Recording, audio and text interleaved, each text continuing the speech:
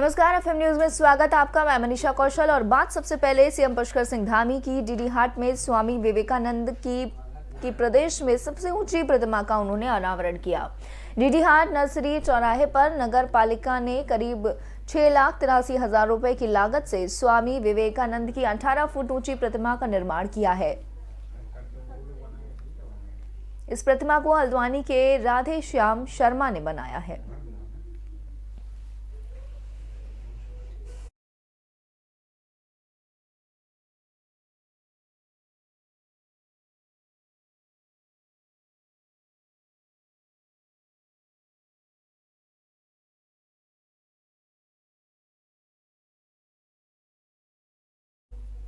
और वहीं पिथौरागढ़ में आजादी के अमृत महोत्सव को मनाया गया। इस अवसर पर सीएम धामी ने पिथौरागढ़ के वरदायिनी मंदिर में तिरंगे का लोकार्पण किया।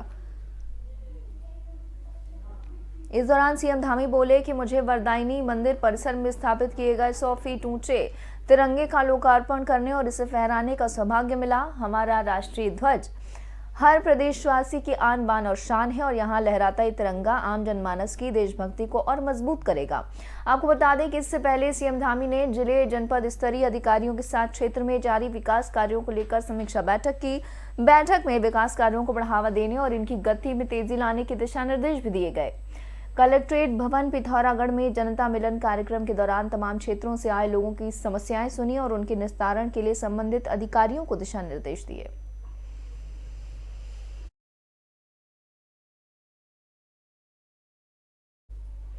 वहीं बीजेपी के राष्ट्रीय अध्यक्ष जेपी नड्डा का 2 दिवसीय उत्तराखंड दौरा करने वाले हैं।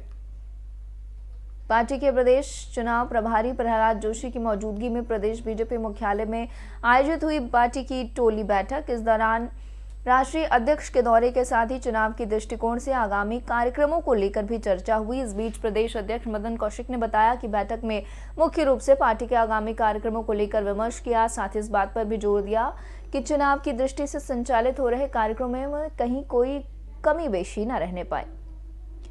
उन्होंने जानकारी दी कि राष्ट्रीय अध्यक्ष के दौरे के संबंध में बैठक में चर्चा की गई। उन्होंने बताया कि राष्ट्रीय अध्यक्ष नड्डा 15 नवंबर को देहरादून में सैनिक सम्मान यात्रा में शामिल होने के बाद चमोली जिले के लिए रवाना हो जाएंगे। वहां जनसभा को संबोधित करने के बाद नड्डा अल्मोड़ा जाएंगे और अगले दिन 16 नवंबर को रुद्रपुर में जनसभा को संबोधित करेंगे।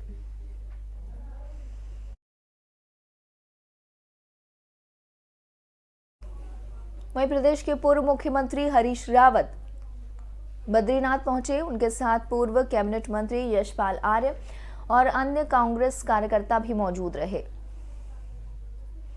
पूर्व मुख्यमंत्री हरीश रावत और यशपाल आर्य ने यहां बद्रीनाथ धाम के दर्शन किए।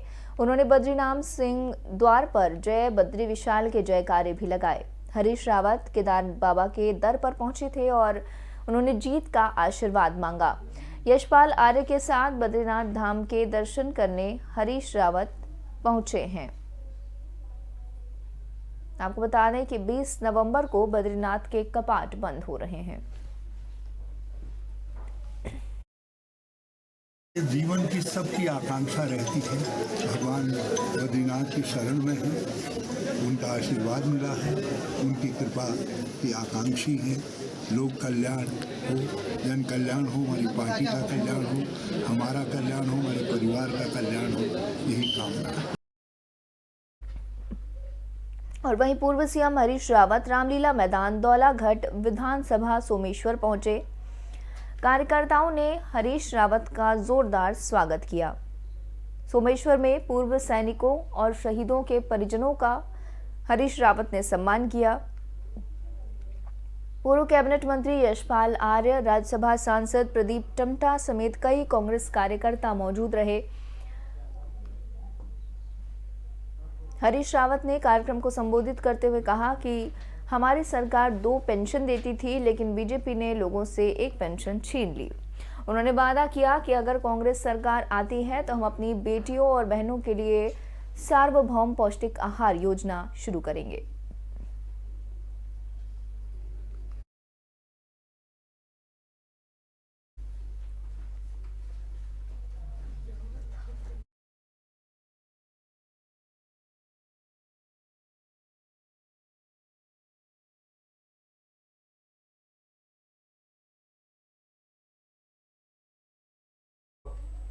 और वहीं सीएम धामी आज पैतृक गांव हड़खोला के हरिश्चंद्र देवता मंदिर में पहुंचे, जहां सीएम धामी का हड़खोला की जनता ने स्वागत किया।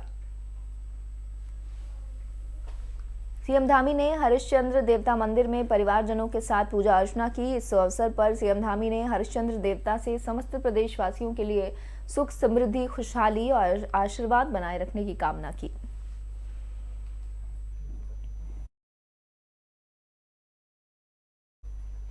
वहीं कैबिनेट मंत्री और शासकीय प्रवक्ता सुबोध उनियाल ने हरीश रावत पर हमला बोला। उन्होंने कहा कि हरीश रावत की बढ़ती उम्र का असर साफ दिखाई दे रहा है, उन्हें संन्यास ले लेना चाहिए। उन्होंने आरोप लगाए कि हरीश रावत की सरकार में शराब और खनन माफिया हावी था।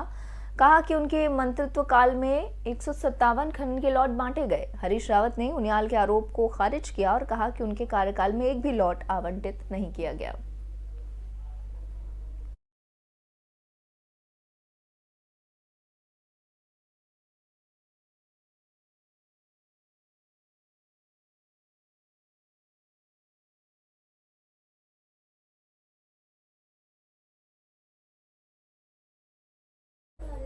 और उत्तराखंड विधानसभा के लिए अब महज 5 महीने से भी कम का समय रह गया है, लेकिन इससे पहले ही बीजेपी और कांग्रेस में जुबानी जंग शुरू हो गई है।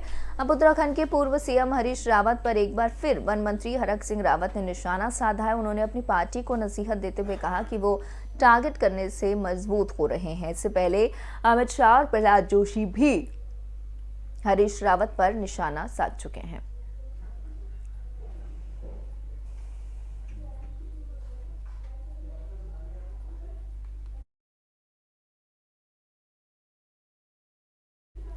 वहीं सरोवर नगरी नैनीताल में बीजेपी नेता मोहन पाल ने मीडिया से बातचीत की। उन्होंने कहा कि राज्य में एक बार फिर से बीजेपी सरकार बनने जा रही है। इसके लिए पार्टी ने पूरी कार्य योजना तैयार कर ली है।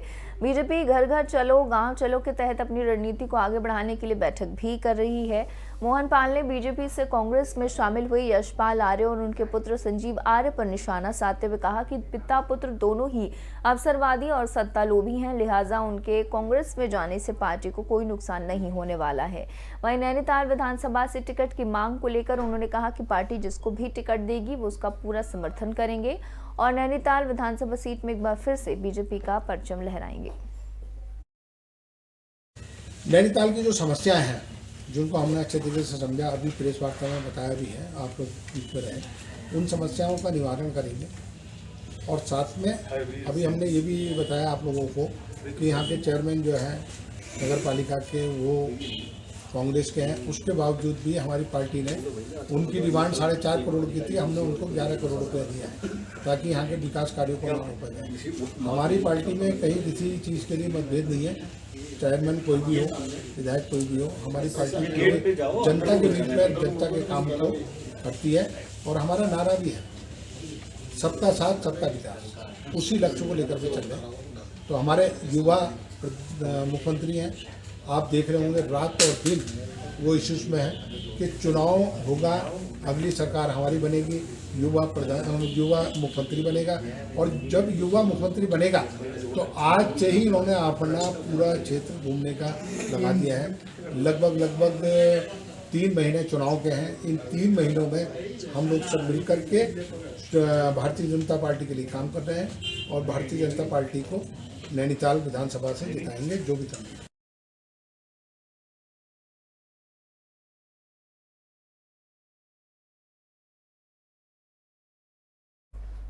बुलेटिन में वक्त एक छोटे से ब्रेक का, जल्द वापस आते हैं।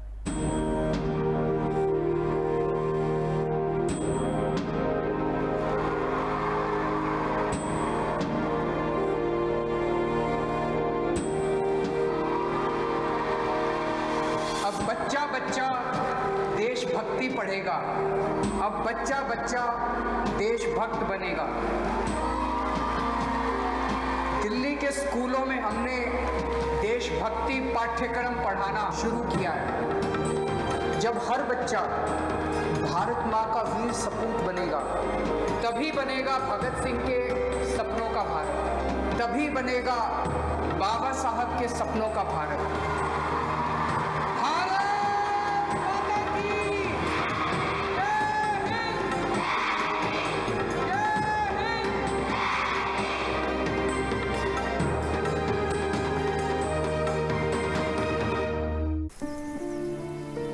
हम सभी जानते हैं कि दिल्ली और उसके आसपास के इलाकों में हर साल अक्टूबर नवंबर के महीनों में पराली के धुएं से प्रदूषण बढ़ जाता है। सर्दियों में पंजाब, हरियाणा और उत्तर प्रदेश में पराली के जलने वाले धुएं से दिल्ली के करोड़ों लोगों को सांस लेने में तकलीफ होती है। हमारे किसान भाइयों को मजबूरी में अपनी पराली जलानी पड़ती है, क्योंकि उनके पास कोई और दूसरा रास्ता ही नहीं होता। अब दिल्ली सरकार ने पराली से होने वाले प्रदूषण को खत्म करने के लिए एक ठोस कदम उठाया है। दिल्ली सरकार ने भारतीय कृषि अनुसंधान संस्थान पूसा द्वारा विकसित बायो डीकंपोजर तकनीक को दिल्ली में लागू कर दिया है। पूसा इंस्टीट्यूट के बायो डीकंपोजर तकनीक से पराली को गलाकर वहीं खाद में बदला जा सकता है। दिल्ली सरकार ने इस तकनीक को लागू कर दिया है और इसका सारा खर्च दिल्ली सरकार उठा रही है। और जब खेत में ही उस पराली का खाद बन जाएगा तो वो जमीन की उर्वरता भी बढ़ाएगा। मतलब किसानों की अगली फसल भी बढ़िया होगी। यही तो हमारे किसानों को चाहिए। और सबसे बड़ी बात, जब पराली नहीं जलेगी तो प्रदूषण भी नहीं होगा। इसमें सबका फायदा है। पहले हमें अपनी पराली जलानी पड़ती थी, लेकिन इस बार हमें ऐसा नहीं करना पड़ा। दिल्ली सरकार ने पराली को खाद में बदलने के लिए हमारे खेतों में ये छिड़काव करवाया है। ये बहुत ही आसान था और हमें तो बहुत फ़ायदा हुआ। ये पूरा काम दिल्ली सरकार ने खुद कराया है। हमें तो एक पैसा नहीं देना पड़ा और हमारी पराली यही खेत में ही खाद बन गई है और प्रदूषण भी नहीं हुआ। ये बहुत बढ़िया समाधान है। दिल्ली सरकार प्रदूषण को खत्म करने के लिए युद्ध स्तर पर तो काम कर ही रही है, साथ ही किसानों की सुविधाओं का भी पूरा ख्याल रखा जा रहा है। ब्रेक के बाद एक बार फिर से आपका स्वागत है। एमपी पीजी कॉलेज में आवेदन के अनुरूप 100% प्रवेश के लिए आंदोलित एबीवीपी और एनएसयूआई के छात्र नेता को अराजकता पर उतर आए और 3 घंटे तक प्राचार्य को कमरे में बंधक बना लिया। परिसर में तोड़फोड़ भी की। शांति व्यवस्था बिगड़ने पर पुलिस ने लाठीचार्ज कर दिया।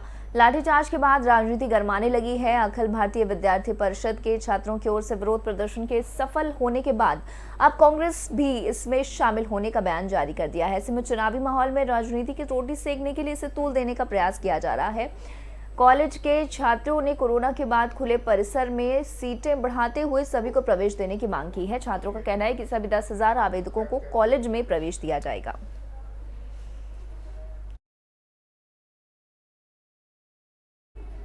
और वहीं अभिनेत्री कंगना रनौत के आज़ादी वाले बयान पर बवाल जारी है। एक कार्यक्रम के दौरान कंगना ने 1947 की आज़ादी को भीख में मांगी हुई बताया, जिसके बाद भड़की उत्तराखंड महिला कांग्रेस के अध्यक्ष रश्मि चौधरी ने रुड़की सिविल लाइंस कोतवाली पहुंचकर कंगना के खिलाफ तहरीर दी और उनकी गिरफ्तारी की मांग की है।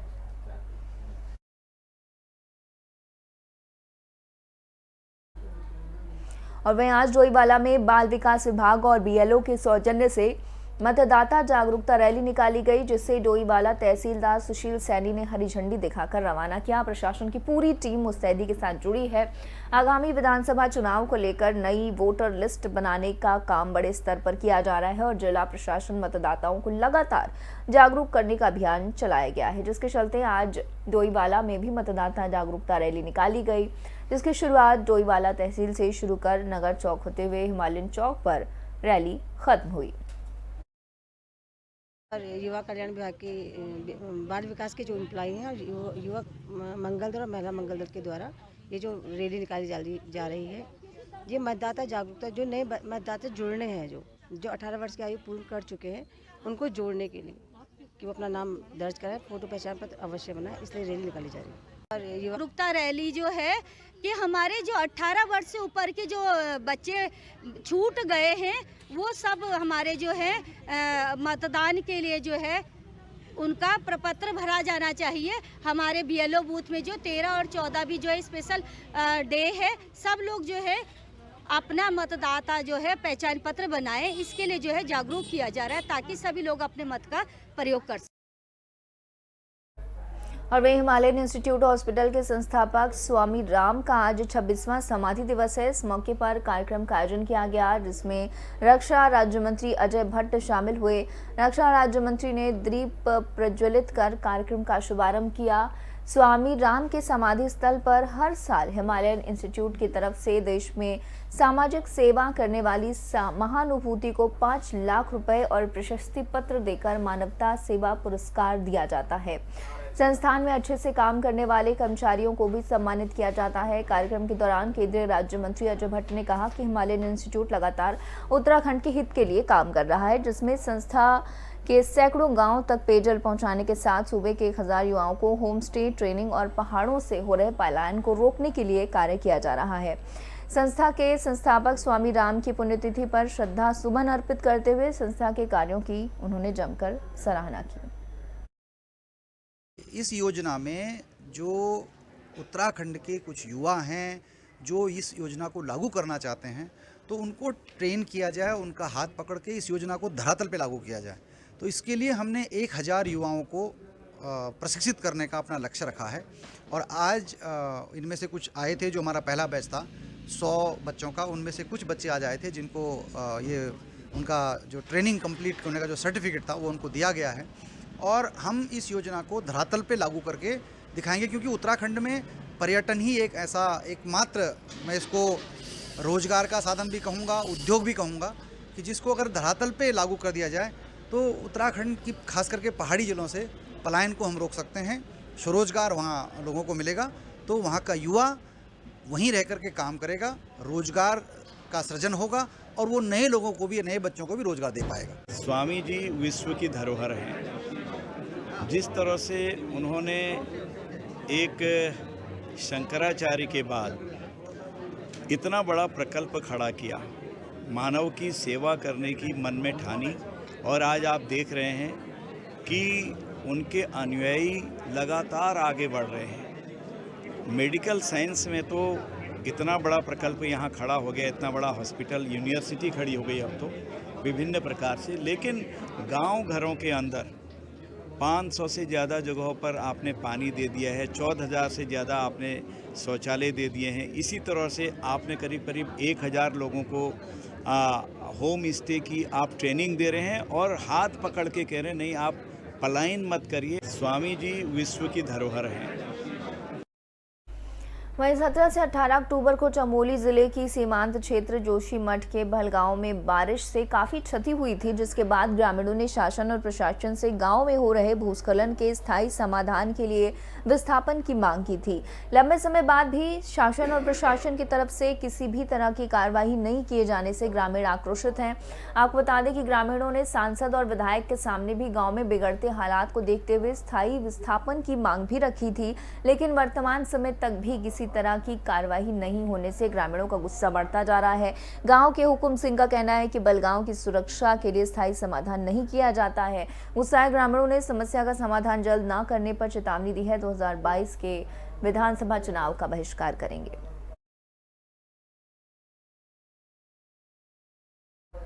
वहीं लक्सर में छठ के दिन ट्रेन की चपेट में आकर घायल हुई 11 साल की बच्ची की इलाज के दौरान मौत हो गई।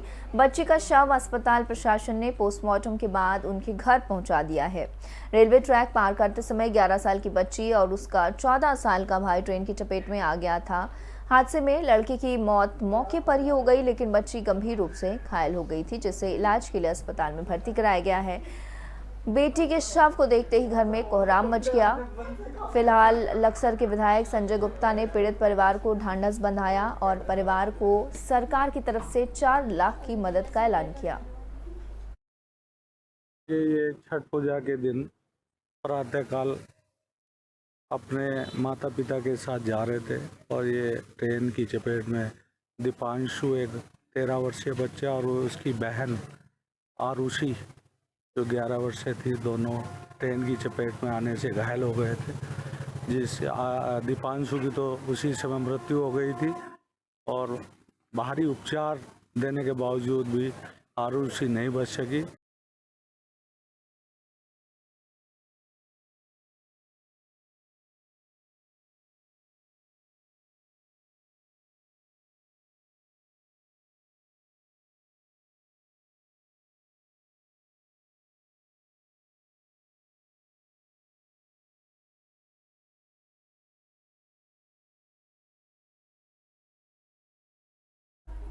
और वे लक्सर में रेलवे अंडरपास बनाए जाने का मामला लगातार तूल पकड़ता जा रहा है, जिसे लेकर जन विकास कल्याण समिति ने तहसील मुख्यालय पहुंचकर एसडीएम को ज्ञापन सौंपा, जिसमें लक्सर में रेलवे ट्रैक में अंडरपास बनाने की मांग की। अंडरपास न होने की वजह से करीब 2 दिन पहले एक भाई बहन ट्रेन की चपेट में आने से उनकी मौत हो गई, जिसके बाद से अंडरपास बनाने की मांग अब तेज हो गई है। तो वहीं इस पर जन विकास कल्याण समिति के पदाधिकारियों ने कहा कि अगर उनकी मांग जल्द ही नहीं पूरी की जाती तो बड़ा आंदोलन किया जाएगा। हमने जन विकास कल्याण समिति के पैड पर उनको ज्ञापन दिया है। हमारी जो मांग है, पहले भी हमने ज्ञापन दिए इस संबंध में कि लक्सर में जो लेवल गेट में 504 नंबर है उस पर एक अंडरपास बनाया जाए, क्योंकि यहाँ पर बड़ी समस्या है। हमारे कई हज़ार बच्चे, युवा साथी, व्यापारी और अन्य काम से आने वाले लोग लाइन क्रॉस करके ही इधर आते हैं। बड़ी समस्या है। अभी 2 दिन पहले एक बहुत दुखद घटना घटी है, जिसमें 2 बच्चे, एक लड़की थी 11 साल की और एक लड़का 14 वर्ष का, उनकी रेल से दुर्घटना हो गई और दुर्भाग्यवश उन दोनों की मृत्यु हो गई है।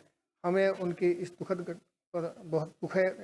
हमने इस बुलेटिन में फिलहाल इतना ही। आप बने रहिए FM न्यूज़ के साथ।